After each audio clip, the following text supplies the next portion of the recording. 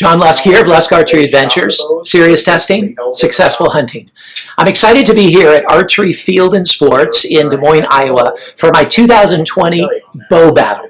I did a 2019 bow battle video here as well, and now I'm excited to do the 2020 bow battle, and I've included 7 different bows in this. So I'm going to be looking at the flagship bows of some of the top of the line companies. I'm going to be comparing the Hoyt to the Mathews, to the PSE, to the Bowtech, and to the Elite, and then to the Bear Archery model for this year. So I'm excited to do this. For each of the tests, I have them set at 70 pounds and a 27-inch draw, and I'm going to be shooting a 455 grain Bishop Archery FOC King arrow, which I think are the best arrows there are on the market today.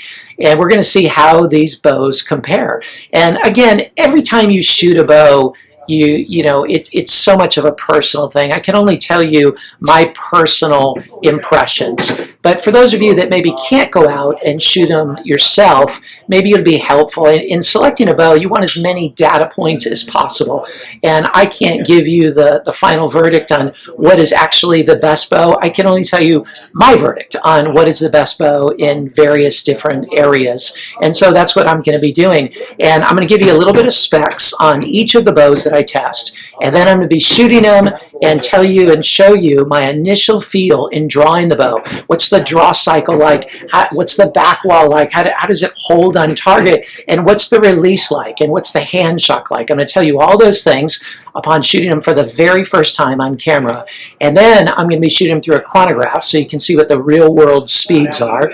And then I'm also going to shoot them with a decibel meter and compare the sound that each of them makes upon shots. And I'm also going to test the overall weight of each of the bows and the real world weight that you buy it with, not just what the shops say it weighs, but I'm going to be comparing that as well. So I'm excited to do this and excited to do it at Archery Field and Sports. If you're ever in the area, you got to come check out this shop. It really is like a super shop, not just a shop. And by super shop, I mean it has everything. It's got an indoor range with 3D targets out to 40 yards, which is so fun, especially in bad Iowa winters here when you want to be indoors. But then they got an outdoor range. You can go out over 100 yards, and they're working on improving that outdoor range as well. They even have a big paintball thing here, so you can come out and reserve that and shoot paintball. But they've got everything. But most of all, they've got the expertise. And Mark Wagner, the owner, and Nick Andreessen, one of the Bowtechs here, they do a fantastic job.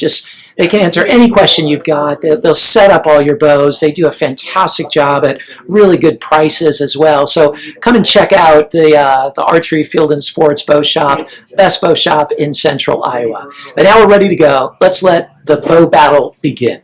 First bow I'm going to be testing out here is the Hoyt RX4. So this is the Carbon RX4. And I'll just tell you, it's a sweet feeling bow. Okay?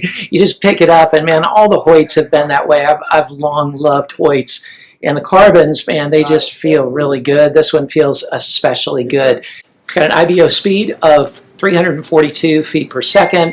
Got a 29.5-inch axle to axle, so it's a short axle to axle bow right there. It's got a 6 1/8-inch brace height. So 6 1/8-inch brace height, and its listed weight is 3.9 pounds. Now, when I actually measured it, and I measured it with the weight included of a whisker biscuit here. With the whisker biscuit, it came out at 4.6 pounds, at least on our scale. And some other things about it that are different this year is it's got the ZTR cam, and this cam is supposedly going to be much smoother than it was last year and going to have a stronger, more solid back wall. Those were some of my critiques last year, is I thought it could be a little bit smoother and I thought it could have a bit better back wall, and apparently other people felt the same way. And so those are some of the things that they've improved for this year. They've got this new grip system that they've used before, like they used last year, that allows you to adjust the grip laterally, both left and right, based on each individual shooter. So you got a little extra tunability there in the grip, and it's got this the grip, they call it the exact grip system. It just feels really nice. I really like the grips. I've always liked Hoyt grips, but this one is especially good. So let's draw it back and shoot it and see how it feels.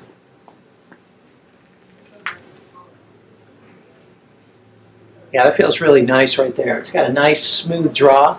It's got a bit of a hump as it goes over that, but man, you can feel that back wall. That's got a really great back wall. No sponginess whatsoever. Let's see how the letdown is.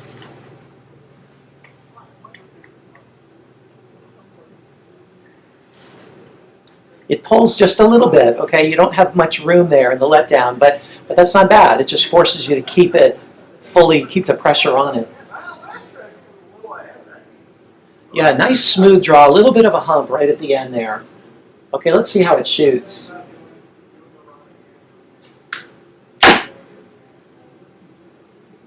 Dang, that shoots really good. Okay, that's like super smooth. Haven't shot any of the other ones yet, but man, I can tell you this is, from what I remember, it's more dead in hand than last year's RX3, noticeably so. And what that means is it doesn't make really a difference in accuracy or anything, but it does make a difference in sound. And so when you get where there's hand shock, there's noise. And so we'll see that probably in the decibel meter as well, but it certainly had very little, if any, hand shock there. I'm going to shoot it through the chronograph and see what kind of speeds we're getting.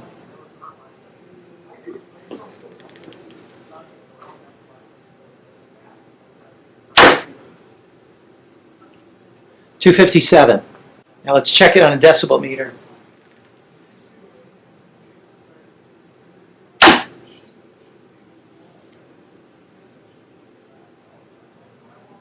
.84.1, and I know there's ambient noise here, so this will really only be have value in comparative purposes, but 84.1 is the sound of the shot. Okay, here we got the Mathews VXR, and this is the VXR 28.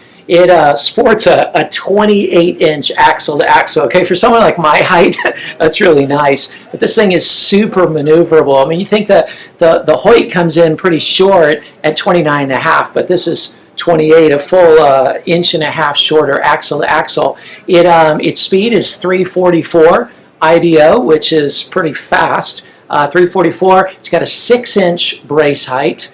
And the cam, it uses this cross-centric cam with switch weight technology, and that allows you to adjust the draw length, and adjust the draw weight relatively easily there with the different mods. And it uses a new positioning of the harmonic dampener right here, which is interesting. And what that's supposed to do is it's supposed to reduce the vibration and the sound significantly over previous models, as well as the positioning is supposed to help with the overall balance of the bow. So that's kind of cool. It uses a 6-bridge riser design, which is designed to give even greater stability because it has a longer riser like that. So you get greater stability, and apparently they say greater hold on target than you would with the previous models, even though they were longer. So while it's shorter, you're still going to get kind of a longer riser and more stability and an easier hold like that. Uses their Engage grip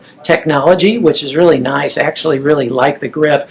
Of all the Mathews bows that I've shot, this one just feels the nicest, okay? It feels really nice in hand. Its listed weight is 4.44 pounds, and even with the extra whisker biscuit that's been added here, it's the True Glow model, it comes out at 4.8, okay, the actual real world weight, according to our scale here, 4.8. In terms of the cams itself, it's got an interesting way of being able to adjust them and tune the bow. It uses a top hat technology that they call a zero-T axle system. So zero-T axle system, it's a top hat design which you have to put in a bow press and you remove the cam and remove the axle, but then you can use basically the different shims that they come with, okay, to be able to tune them. And you might have to go through a few different adjustments in order to get them tuned right with that, but you tune them that way, which is apparently, well, maybe not the easiest to do. It is an effective way of doing it, and it's easier than just having to add your own shims in there.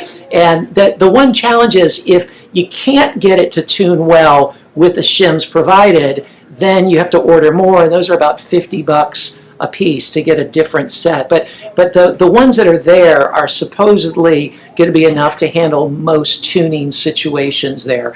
Okay, so let's see how the Mathews shoots. Okay, in terms of the draw, it's relatively smooth, but it gets pretty stout at the end. And I'd say, honestly, it feels like about probably 5 pounds heavier than the Hoyt felt. And they're both set at 70 pounds. So it's definitely harder to draw than is the Hoyt. It holds really well. It's got a great back wall, holds really solid, and it's very steady at full draw. Let's see. And it lets down pretty quickly, okay? So again, that's not a bad thing, but you gotta make sure that you're keeping that back pressure on, which is nice, but you gotta be a little careful there. It can be a little jumpy. Let's see the shot. Okay, man, it's got a really nice shot, okay? It feels super smooth and very little hand shock. It feels like the same as the Hoyt in terms of the hand shock. It's just as dead in hand as I've felt.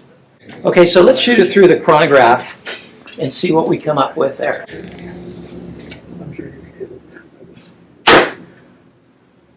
257 and 84.6. Okay, next up is the Bowtech REVOLT, and I'm really excited to test this out. I tested out the Reckoning and did a video on that. You can check that out several months ago when that first came out. And at that time, I hoped that their 2020 lineup would come out with a hunting bow with that same cam, and indeed they have. And this cam is like this is a breakthrough design. Okay, it's a true evolution in bow design. You know, there's a lot of little tweaks that bow companies make, and little things, you know, here and there that are kind of nice. And every once in a while, there's something that's truly evolutionary, and this is evolutionary. They use this this thing they call the deadlock cams, and the deadlock cams, what it means is you're able to adjust the cams laterally. I mean, literally, just with you loosen a little screw here, and then just turn a dial, and you're moving the cam left and right. So there's no need for shims. There's no need for any kind of other adjustment. You just turn it, and with the turn, you can move it like literally just a few thousandths of an inch, several thousandths of an inch incrementally. So you can move it in increments of several thousandths of an inch, as well as move it laterally, a total of 5 inches, 2.5 inches on each side. So that means that in terms of adjustments and tunability, it is so fast and so easy to do that. You don't have to put it in a bow press. You don't have to use shims. You don't have to use yoke tuning or anything. You're literally just moving the cam itself with a turn of a screw. And then they have this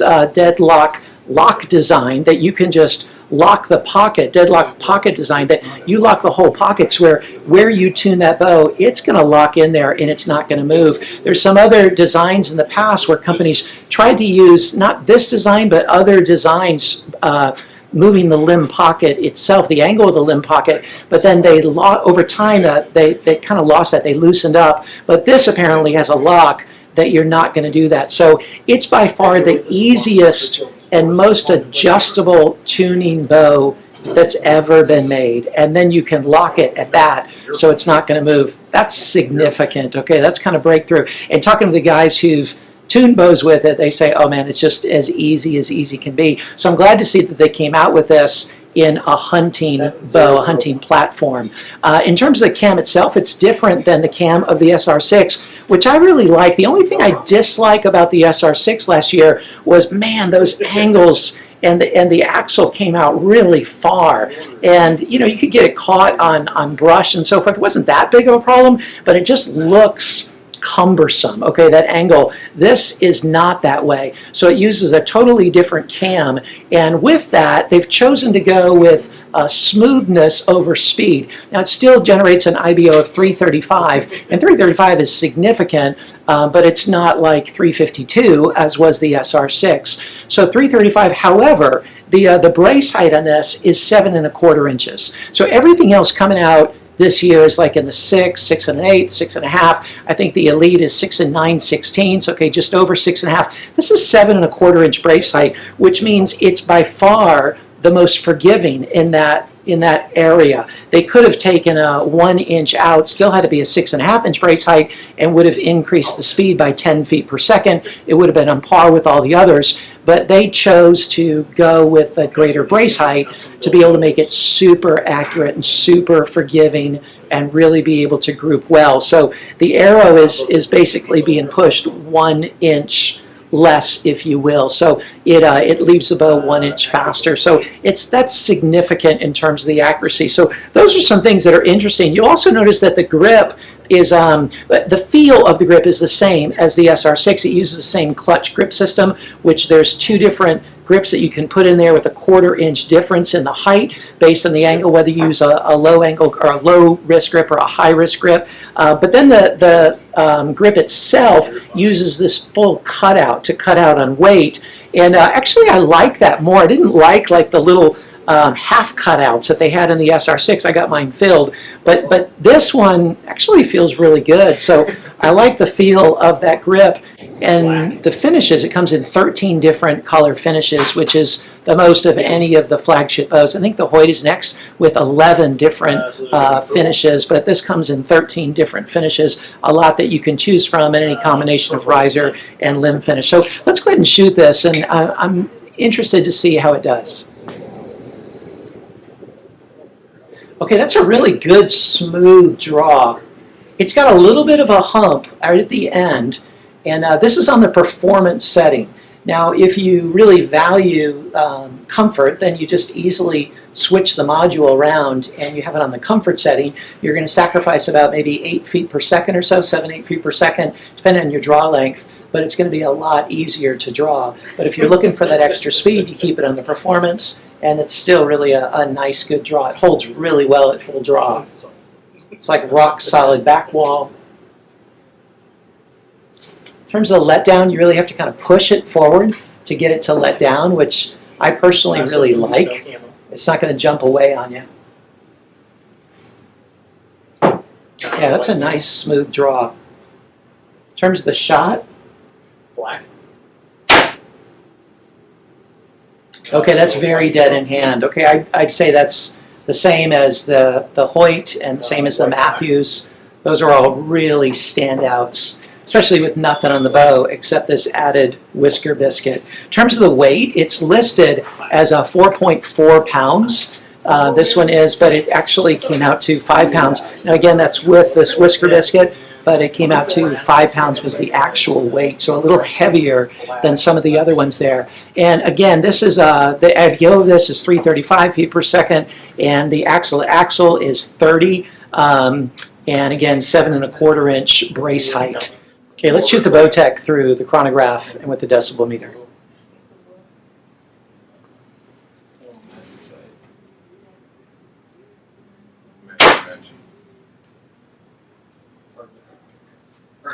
.261 and 84. 261 feet per second, 84 on the decibel meter. I'm going to test 2 different PSE bows, and the first is the Carbon Air Stealth Mach 1.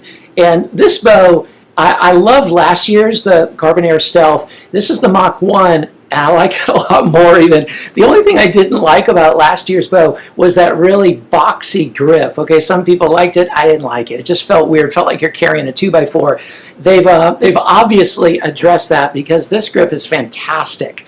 Okay, it just feels really good. This is the best feeling carbon bow that I've held, and the weight is listed at 3.5 pounds. The actual weight that our scale showed, even with the whisker biscuit, is 3.6 pounds. So it's pretty accurate in what it says the weight is, 3.6 pounds.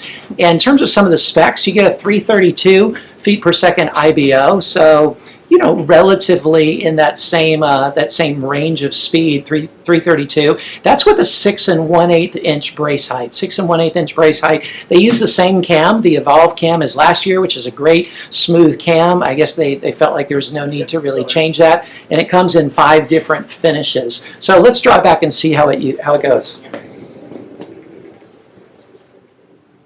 Okay, that's really smooth. I'd say of all the bows that I've shot so far, this is the smoothest bow. It draws really easily. And it holds really well on target. It just doesn't move. It's nice. Let's see the letdown. Yeah, that letdown, I like the evolved cam. It's similar to that of the Bowtech in that you almost have to kind of push forward to let it down. It's not going to run away on you.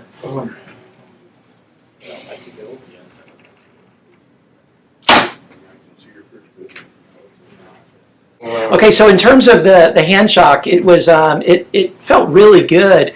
Yeah, I'd say it's a little bit more than the Bowtech, but then again, the weight of this, 3.6 pounds, for that weight, it's like a surprisingly low amount of hand shock. And they say they've improved the limb configuration a bit to be able to have less hand shock, and certainly that did accomplish that. Okay, let's check the speed and the sound.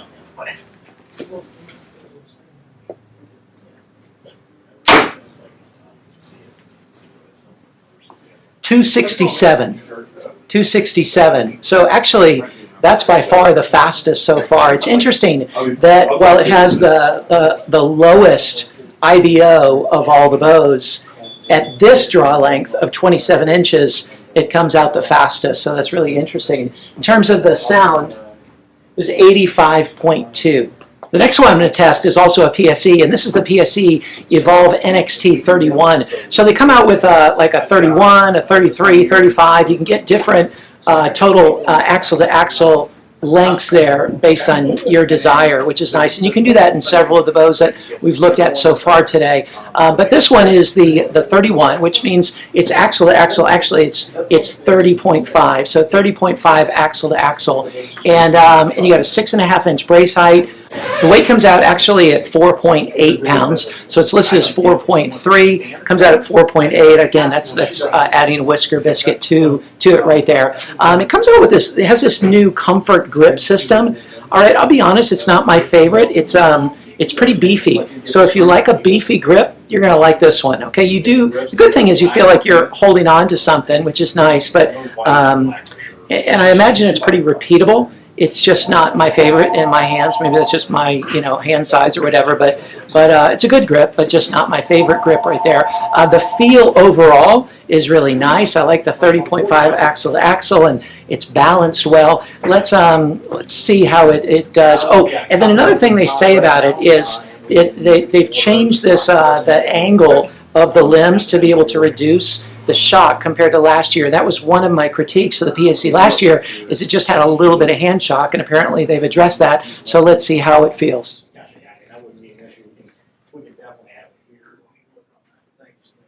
Okay, and the drawing back, it holds really nicely. Yeah, it's nice. Letting it down, let's see. Yeah, just like the Carbon Air Stealth Mark I, it's got a really good letdown. You almost have to push it forward to get it to let down. It's not going to jump away on you. Really smooth draw. Like, I'd say that's really smooth. Okay, just like the Mach 1, this is the smoothest draw of anything that I've felt so far.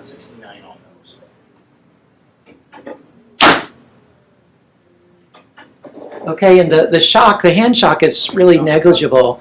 Again, there's very little added to it. I'd say it's similar to the Mach 1, although the Mach 1 was about a pound lighter, over a pound lighter, which is significant. That hand shock was that low relatively for that weight. But this is certainly in the really, really good range of hand shock. Let's shoot it through the chronograph and the decibel meter as well.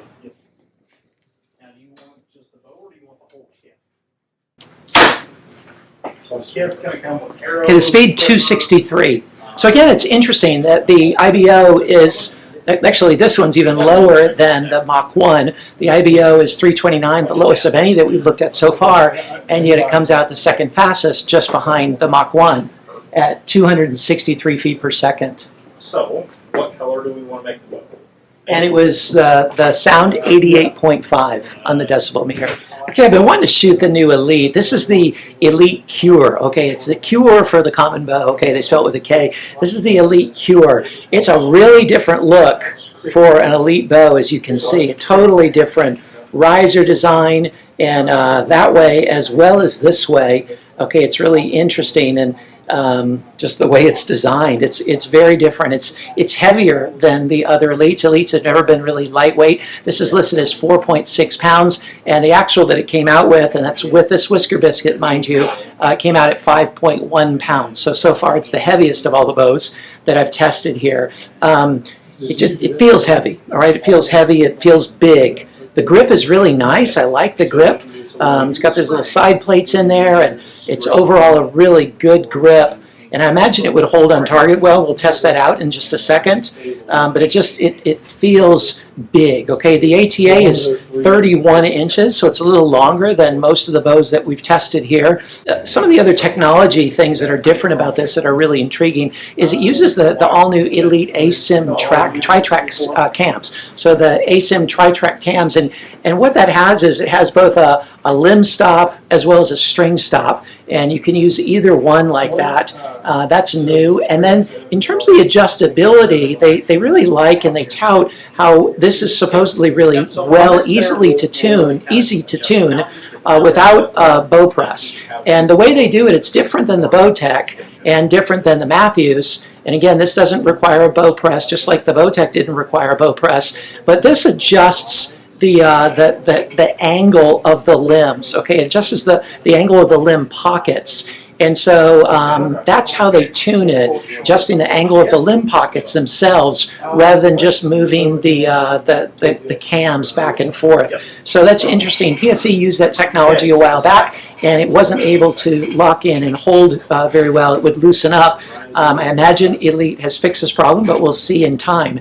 And so from what I understand, talking to guys at the shop, in the way they've used this, they've tuned bows with it, it does tune relatively quickly and easily. Let's test the draw on the shot. Okay, yeah, that's really interesting. It's a very smooth drawing bow. You don't get a valley. It's a smooth, consistent pressure all the way through. And that could be good or bad, the lack of a pronounced valley like that. But it is definitely smooth. It holds well at full draw. Let's test the letdown. Yeah, it lets down really smoothly too, okay? It doesn't jump like some of the others. It also, you don't have to push it like some of the others, but it just lets down really smoothly. Yeah, I like that draw, nice smooth draw.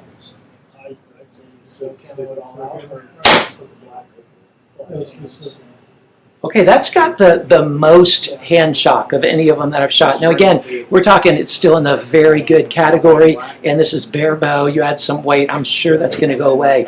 But it lasted a while. Okay, it was like kind of like a tuning fork for a little bit of a time. Again, not much, but it did last longer than any of the other bows, significantly longer, but still in the very good range. Okay, and I didn't add that. The brace height in this is 6 9/16. Okay, how they came up with that, I'm not sure, but 6 9/16, so a little over 6.5. Okay, let's test it through the chronograph and with the decibel meter. 264. And the decibels, it came out at 87.8. Okay, next up is the new Bear, and this is the Bear Status EKO. And this is what Bear says is their best bow ever. Okay, their best bow to date. And it's really interesting. Okay, it's got a new riser design right there. I'll tell you, it feels really nice. Okay, you know, from testing a lot of different bows, I'm seeing how they feel. This feels surprisingly good. Okay, I'm not used to a Bear feeling that good just in terms of the balance and how it holds like that. The grip, it's a good grip. Okay, it's maybe not my favorite grip, but I like it better than many. Okay, it's got a decent grip right there. It's got a little bit of beef to it, but I can see how it can be consistent. In terms of the weight, okay, it's listed as 4.3 pounds, and with the whisker biscuit that we've added, it came in, the actual weight on our scale is 4.8 pounds. The IBO in this is 344 feet per second, so it's one of the faster ones in terms of the IBO, and it's got a 33-inch axle to axle. So you can see the really long riser and the long axle to axle. I would think that's going to make it a pretty forgiving bow and pretty easy to shoot like that. It uses this new roller guard design right here that's different for them this year. As in previous models, they use these two string stops. And the grip, I really like the grip. The grip is There's two different grips to choose from. This one that's in here right now, it's a little beefier than maybe I would like. Not as beefy as that PSE was, but it's good. Like, I'd say it's a good grip. Not my favorite of all the ones, but it's still definitely a good grip. They also utilize this little level bubble, in case your sight doesn't have one. It's kind of interesting that it's integrated right there into the bow. Let's go ahead and shoot it and see how it feels. Okay, that's nice and smooth. Wow, that's surprisingly smooth for a bear. Let down. Yeah, that's a good letdown too. It doesn't jump away. You got to push it just a little bit. A little bit of a jump and hump right there at the end, but really easy to draw. For 70 pounds, this feels like one of the easiest ones to draw today. Holds great. It just holds firm. Nice back wall.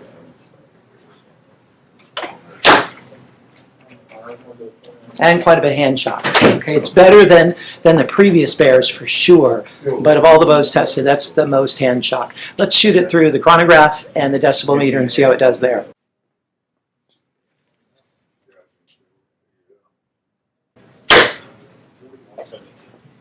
"260 feet per second, pretty fast. And 89.1 on the decibel meter. This was really fun and interesting to test all these different bows. I gotta be honest, like, I was really impressed with all of them. This is a great lineup. And I've noticed some things, some trends for the 2020 bows, at least in these 7 that I've tested, and from these 6 different manufacturers. They're going for, overall this year, going for smoothness as opposed to speed. And you know, each year there's kind of some tweaks. You know, they'll go for a really fast bow or go for a really smooth bow. There's only so much you can do with physics. And so bow companies just keep kind of going back and forth based on what the consumer seems to like. And so this year the overall emphasis is on smoothness. And these cams were all really smooth, really good draws by and large. There's also a trend of going for a great let-off. All of these bows have at least an 85% maximum let off, and you know, they can be adjusted to less percentage than that, but at least a maximum of 85%. The PSE and the bears go to 90%, so significant let off, and that's another trend this year. In terms of some things that are really different and standouts that are different from the trend, the Bowtech with that deadlock cam technology, that's really impressive. Okay, that is like, it's just so easy to tune. It's just so easy to adjust that in such small increments. That kind of makes tuning a bow really fun, and then that you can lock it in so securely. That's a big evolution. I'd say next to that, the Elite and the way that they do their tunability, it's the second best. Okay, that was really good too. That's a nice innovation there. The Mathews doing that, that's nice. It's better than having separate shims that you have to add, but it's, you know, it's still quite cumbersome to be able to remove the whole cam and to be able to remove that axle, and then you have to go through maybe a couple different times, different combinations or placements of that shim to be able to do it. But that's still nice that they have that. But that's a big innovation. Another thing that's really stands out different from the trends is the Bowtech going for the brace height of 7.5. So they could have gone, again, like I mentioned earlier, they could have gone down to 6.5 or 6 and been the fastest bow out there, but they went with 7.5 because they're going for accuracy. And Bowtech, everything they're doing nowadays is designed for accuracy. So they figured, you know, there's enough people that really want to make sure they hit the target in the right spot, and they're willing to sacrifice 10 feet per second in order to do that. So that's why they went with that forgiveness. So those are some trend differences like that. Oh, and I'd say the Elite, in terms of its smoothness of draw, that was really a winner. That was a really smooth draw in that Elite. That was probably the easiest cycle to draw. In terms of the quietest, it was the Bowtech. So the Bowtech did a great job in terms of making a bow really quiet. And it's hard to tell with the hand shock, you know, like the Bowtech and the Hoyt and the, let's see, and the Bowtech, the Hoyt, and the Mathews all did really well. Actually, most of them did really well in that regard, but you can tell by the decibel meter which one is actually the quietest, and that was the Bowtech by a little bit. So those are some overall trends. In terms of a winner, it's hard to pick a winner because I don't know if you're going for overall speed. then man, that PSE Mach 1, that was really nice. To be that quiet and that smooth of a draw and that little hand shock for that light of a platform, that's impressive. That's a great backcountry bow right there. So if you're going for speed, you know, then that's a winner. If you're going for ease of tunability, then the Bowtech's a winner. If you're going for quietness, then the Bowtech's a winner. So, you know, the Hoyt felt really good. The Mathews felt really good to hold. Each one has its strength. And so what you got to do is you got to go into a bow shop, come to Archery Field and Sports or something, you know, in your area